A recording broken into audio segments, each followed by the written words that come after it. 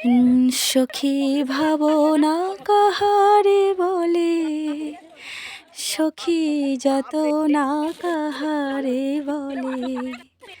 তোমরা যে বলো দিবস রজনী, ভালোবাসা ভালোবাসা, সখী ভালোবাসা কারে কয়, সে কি কেবলই যাত নাময়।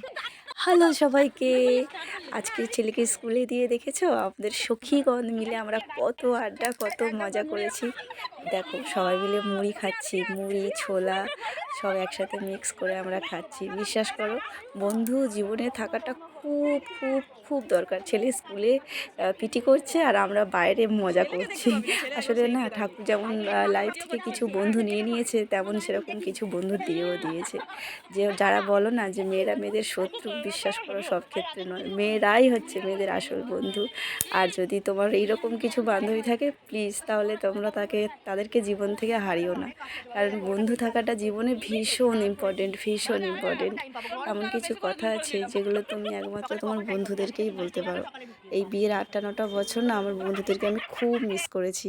সবার বিয়ে হয়ে গেছে, সবাই ভীষণ ব্যস্ত, কারোর সাথে কথা হয় না, দেখা তো হয়ই না।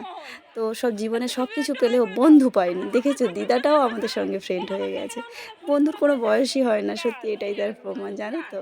তাই নতুন করে বন্ধু পেয়ে I am very happy, very very very happy. তোমরাও প্লিজ লাইফ থেকে বন্ধু হারিও না। সবাই ভালো থেকো, সুস্থ থেকো, টাটা।